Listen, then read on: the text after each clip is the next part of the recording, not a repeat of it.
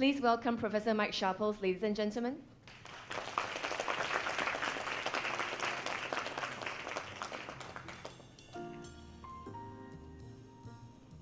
Good morning, everybody.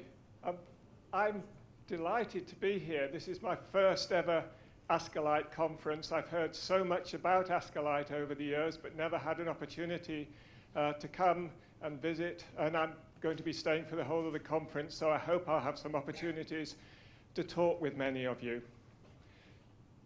As you see, I'm from the Open University. And before I start the talk in depth, I just want to say something about that logo up at the top right there, 50 years. So the Open University is celebrating its 50th anniversary. 1969, it was a momentous year. In the United States, the Apollo program put 2 men onto the moon. And in the United Kingdom, we launched the Open University. The Apollo program ended in 1972. The Open University is still going 50 years later.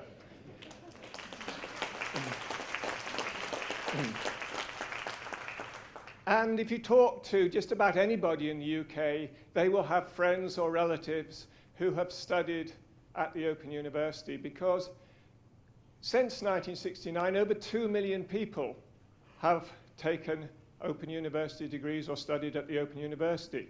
We have 170,000 current students, 24,000 students with disabilities, because we are a university that is open to access. You don't need any prior qualifications to study at the Open University, and we encourage people with disabilities to study.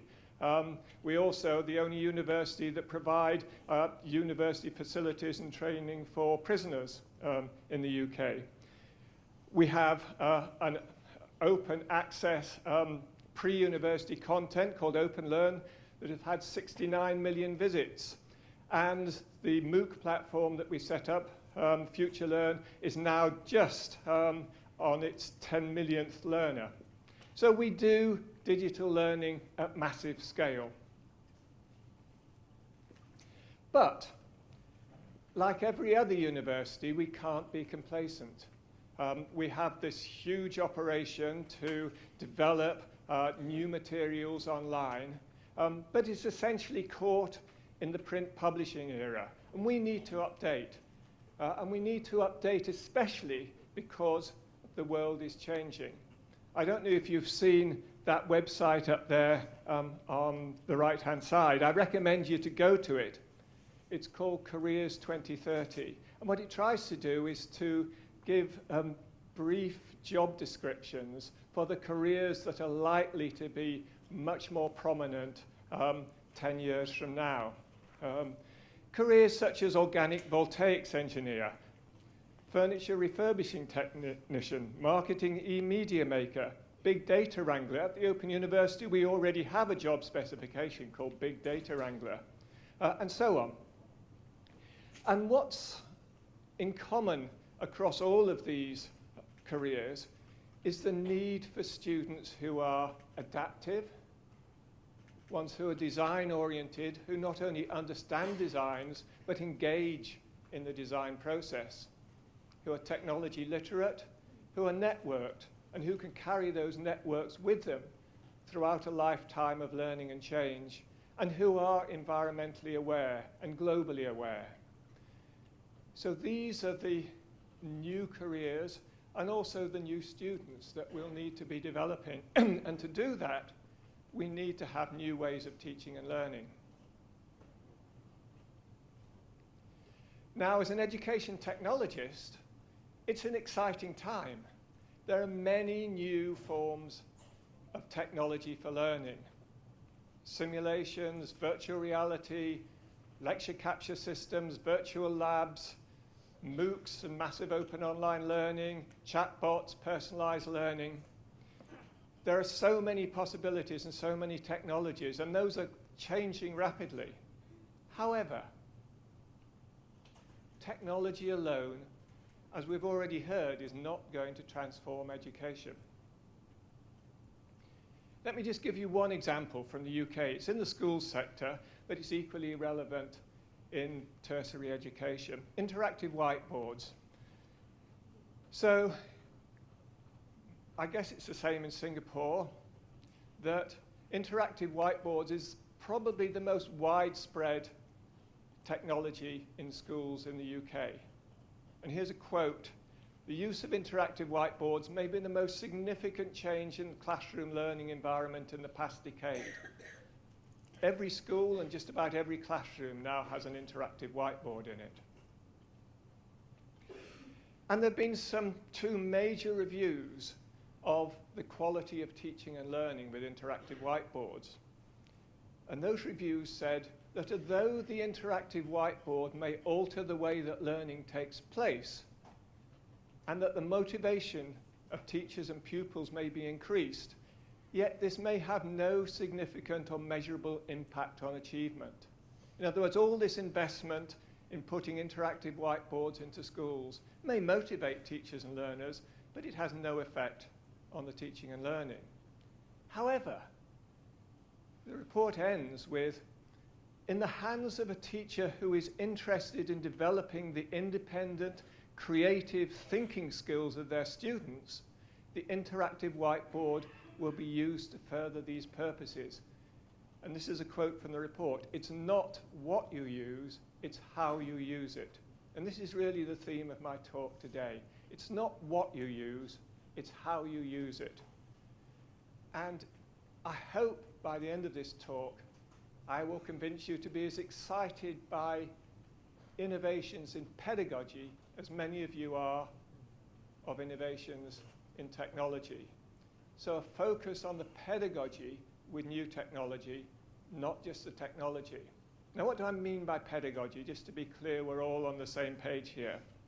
By pedagogy, I mean theory and practice of teaching, learning, and assessment.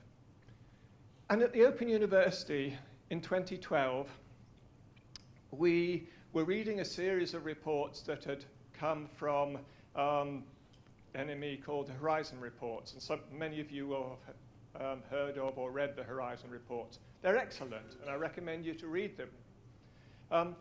However, the focus of those reports is firmly on the technology. And what we wanted to do back in 2012 was to set up a series of similar reports where the focus is on the teaching, learning, and assessment. And we called them Innovating Pedagogy Reports. At that time, we had a big discussion about whether we should even use the P word, pedagogy. Because at that time, everybody was familiar with education technology. Pedagogy, it was not a word that was in widespread usage. But we decided to go with it. And since then, we've produced an annual report. We've just put the 2020 report into publication, and I'm pleased to say it's up with the standard of the other ones. And they're free.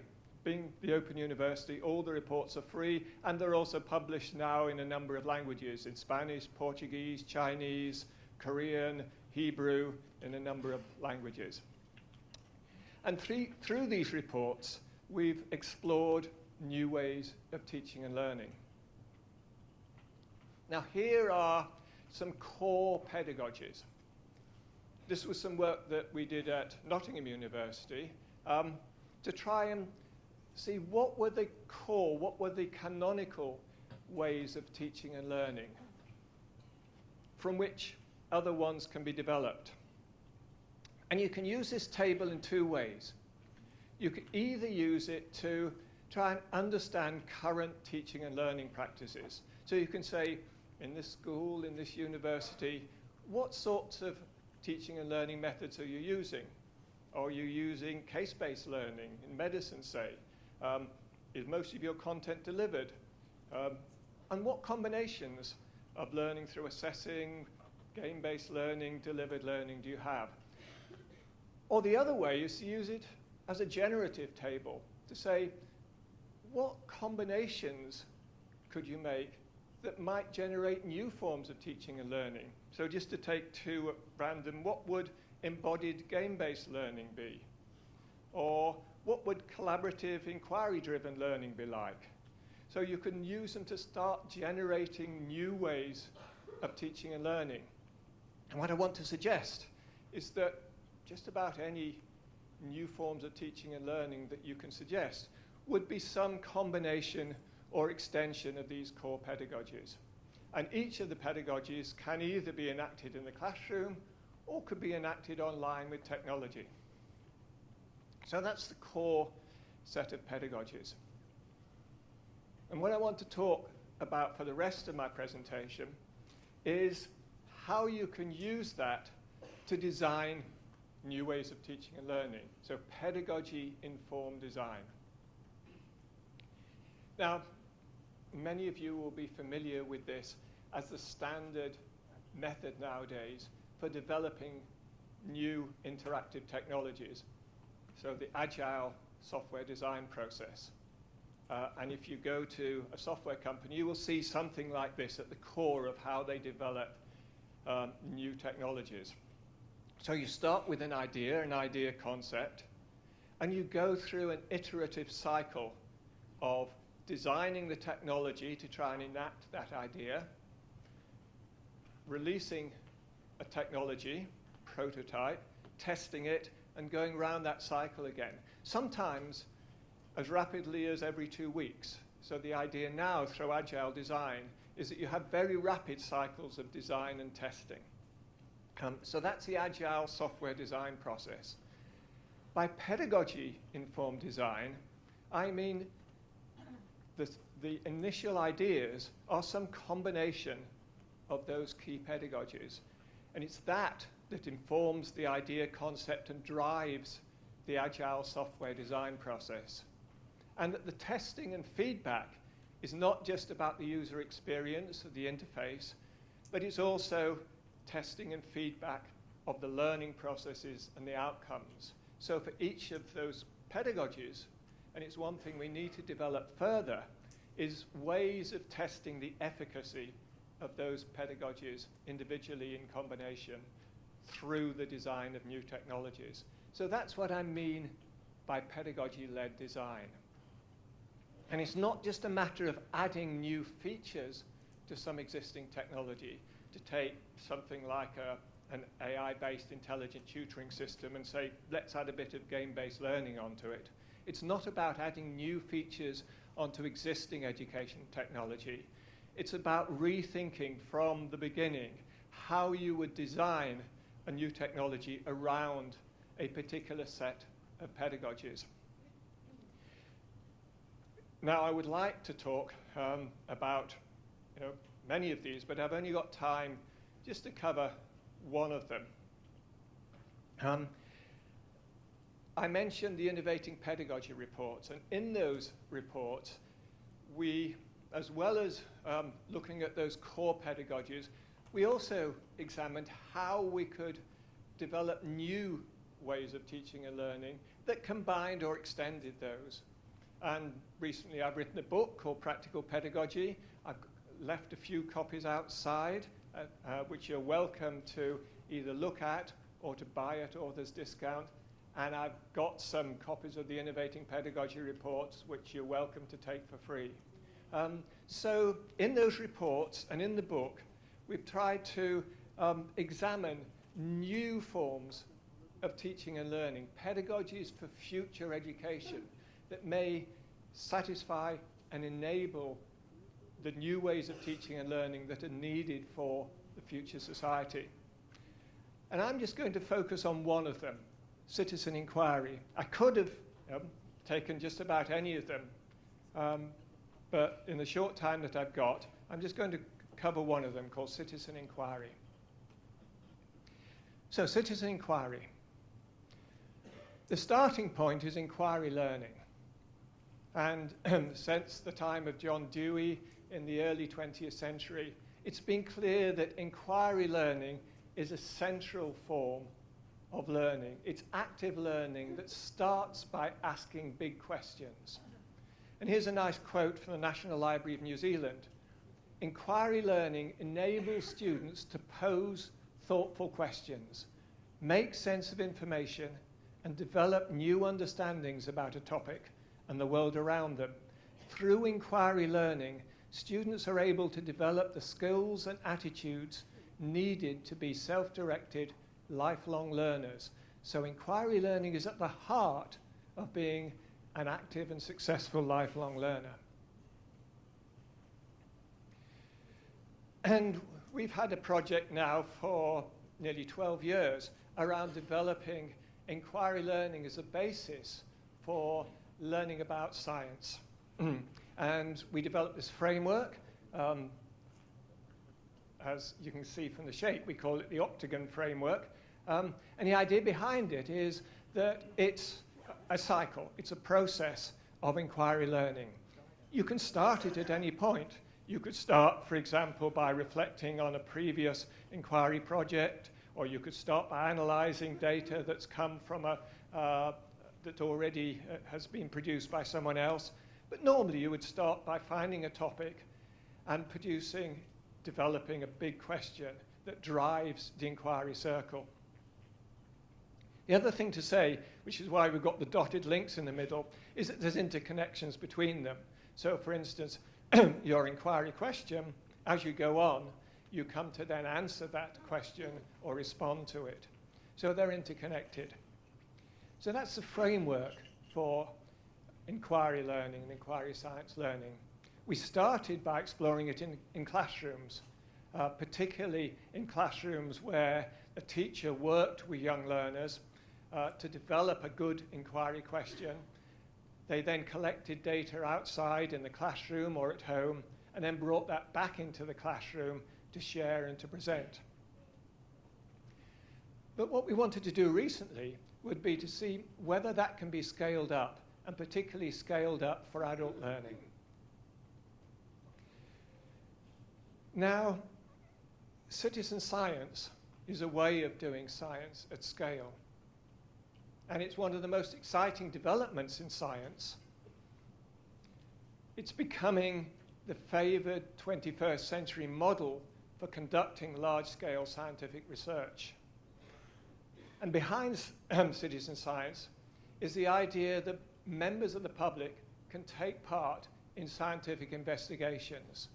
So you start a scientific investigation, for example, into understanding local ecology, for instance, the migration of species, the effect of climate change on species in your country, by engaging citizens in carrying out investigations and collecting data.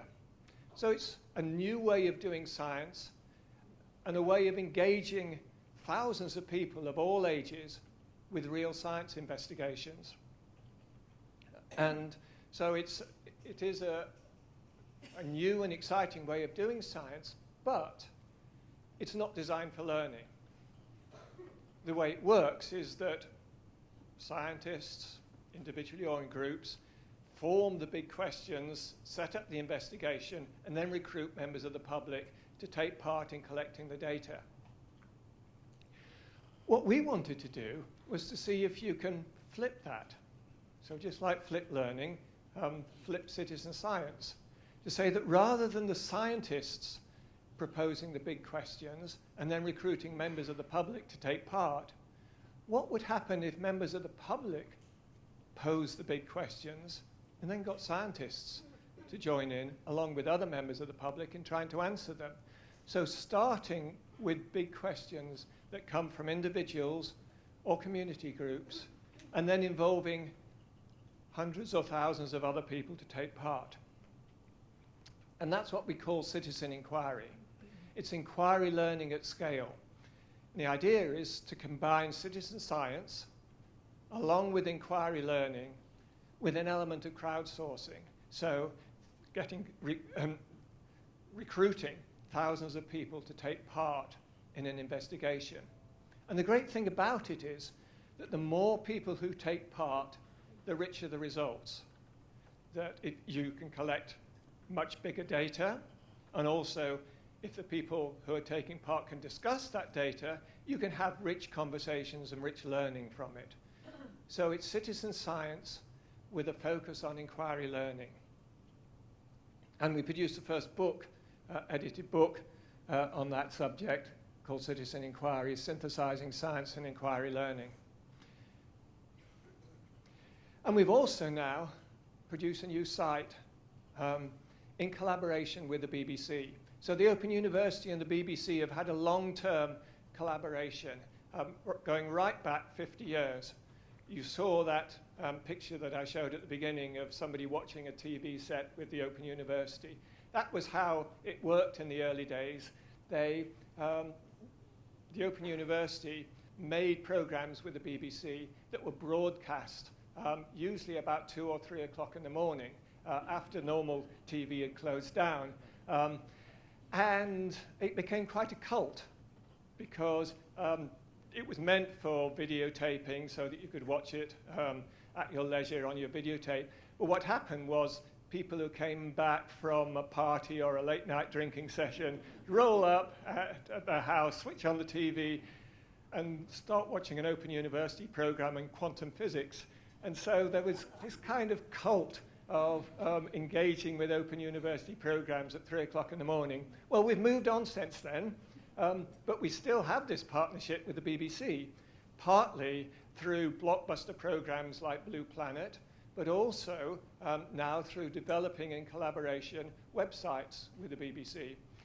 And the Inquire website is a partnership then between the Open University and the BBC to explore citizen science and citizen inquiry. So that's the homepage of it, and the URL is www.inquire.org.uk. And I'm going to explain just a little bit more about it.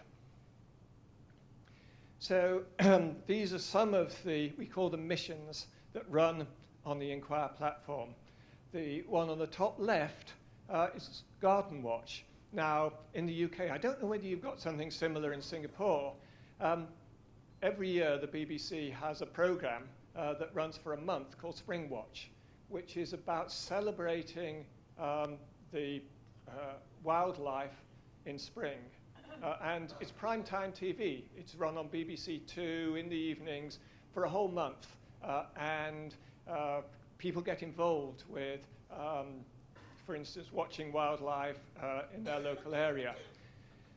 And what we did as part of Spring Watch was to do the first ever survey of British gardens. So as you probably know, the British are great gardeners. We have houses with gardens. We love our gardens, but nobody has ever surveyed them. There's more land on British gardens than there are in all the national parks put together, but they've never been surveyed because it wasn't possible to do that until now. So with the Garden Watch survey, we recruited hundreds of thousands of people to take part in that survey. The first ever national survey of UK gardens with over 250,000 contributions. So that's one example. Another one was an investigation into creativity and well-being with people taking part, getting personalized feedback. Another one is to investigate noise and stress in classrooms and workplaces. So is there a relationship between noise and the type of noise and the stressfulness in the workplace? So these are some of the missions. And as I want to emphasize, these are not just coming from scientists, they're coming from collaborations between community groups, the Open University and the BBC, and many others. So just a little bit more about Garden Watch. It's a partnership between the Open University, BBC and British Trust for Ornithology, 250,000 contributions, 65% on mobile devices. So mobile access and mobile learning now isn't a minority of engagement, it's the majority.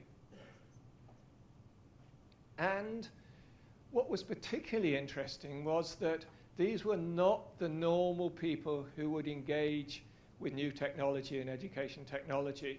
There were many elderly women gardeners who were taking part in the activity. And it supported informal situated learning. So these are two lovely pictures from two of the people who took part in Garden Watch. And just down here, a quote from one of the people who took part, because they weren't just engaging through our Inquire platform, they were engaging on social media and by email. I did your garden survey. earlier in the year, coinciding with Spring Watch. At the time, not much was going on, no worms, plenty of snails. I'm thrilled to report things are much better. Plenty of large earthworms, butterflies, moths, and my biggest thrill is the sighting of 4 devil's coach horse beetles. I've never seen them here at my address before, and last time I did see one was 30 years ago. Hope this will be of interest to you. So these are people who are enthusiastic about gardens and wildlife, sharing their understanding on this platform. And it's not just for informal learning. The platform's also aimed at citizen inquiry for tertiary education. Here's 2 examples. One is on fake news, which you will all be familiar with and have heard about. And the idea behind that is to get students and young people to test their own ability to be able to tell fake from fact in news reports. And you've got one here. Greta Thunberg tops the annual list of highest paid activists. Is it a fact or a fake? A convincing looking magazine there with her face. And a number of other questions. So it's a quiz and it's an engagement to try and find out whether you can tell fact from fake. Try it. It's not as easy as you think. And this one here is the one I mentioned, the noise map. So how noisy is your classroom or workplace? And the idea is to create not only a map of noise in the environment, but also to try and understand what the relation is between noise and stress. So is it just the level of the noise or the type of noise that causes stress? So citizen inquiry for tertiary education. But also the Inquire platform is open for anyone to author new missions. It's very easy. You just click the big red button that says create a new mission, and you go into a form like this for creating a new mission on Inquire. So I encourage any of you on your own, in groups, to create a new mission on Inquire, to explore citizen inquiry. And what's the learning through that? Well, there is a number of types of learning. There's learning by designing good questions. Being able to ask a good question is one of the most important aspects of learning. And you learn by exploring yourself, your community, and your world, individually and collectively. You learn by engaging in robust science with other people, and by sharing and analyzing results. So we've got 2 sorts of missions on Inquire. Ones that are more like surveys. So if you're familiar with SurveyMonkey, it's a little like that, but more enhanced, for example, with multimedia as prompts, with built-in consent forms. So it's designed for doing robust surveys. But the other sort is where every piece of data is open, where you can, for instance, with the noise map, you can see where on the map somebody has contributed, you can see the noise levels, and you can discuss the results. So you learn by sharing and analyzing results. So it's multiply open. It's open source code, it's open for anyone to participate in any mission, and it's open for any person or organization to create a new mission. So that's the Inquire platform. And I just want to finish off, firstly by saying, try it yourself. From the Open University, it's an open platform. But also to say that with great scale comes great responsibility. If you're going to do learning at scale, you have to think about the ethics. There's a huge diversity of abilities, cultures, and locations. And if you want to design a platform like this, you need to cater for, you need to enable that huge diversity of abilities and cultures and locations. Secondly, you're going to produce big data that could be harvested, and you have to think about where that data is going to go and how it could be used. There's a tension between open data and personal privacy.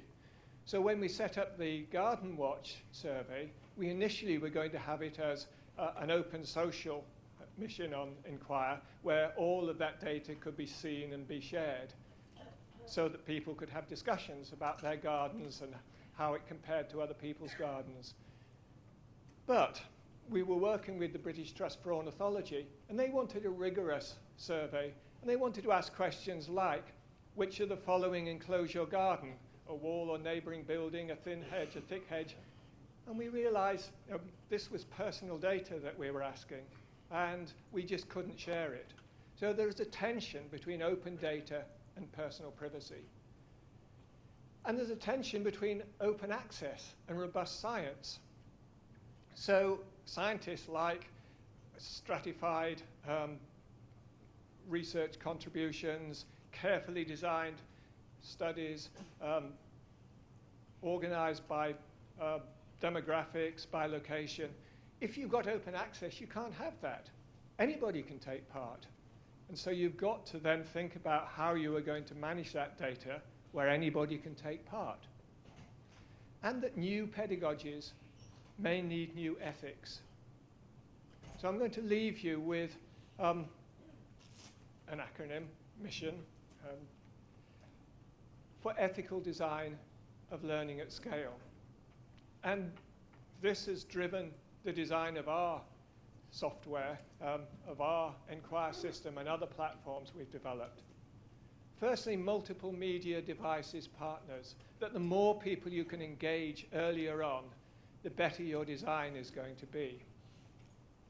Secondly, independent verification. All of the missions on Enquire go through a number of phases of drafting, of piloting, and then it goes out to independent verification before it gets put onto the main site. But also the software itself is independently verified. We work with third-party security organization to do penetration tests to make sure that the software is robust. You know, at the Open University, we have a pretty rigorous software security setup, and at the BBC, they do even more. A platform with the BBC and the Open University has to be secure. Next, fourth, support for learners. So it's not enough just to put it out there and hope that the learners will engage with it. You then need to support those learners. You need to support them through the platform itself by giving advice, help, ways in which you all not only engage with the platform but also author on the platform, but also to recruit scientists and others to provide support during the learning process. Next, an inquiry learning process. That, you know, any of these platforms, any of these technologies there, inquiry is central to them. It doesn't matter whether it's a personalized learning platform or a lecture capture. As learners, you need to take an inquiry stance in relation to it, and you need to think about, as you're designing your platform, how learners are going to actively engage with it and engage with it through an inquiry process. Next, open access to learning. How can you design your platform so that as many people as possible can take part, including people with disabilities? And lastly, analytics. Not just analytics for the software designers or analytics for the administration, but analytics for learning. How you can use that analytics in an open way to support effective learning. So that's what I wanted to leave you with, ethical design of learning at scale. There are many possibilities for designing learning for the future, and if you start from the pedagogy, if you start from the new ways of learning, the technology then falls out of that. The technology then becomes the way in which you enable the pedagogy. So I hope I've given you some idea of how we at the Open University go about pedagogy-informed design of technology and how we can do that at scale. And I hope that you will be able to do similar sorts of design for learning for the future through pedagogy. Thank you.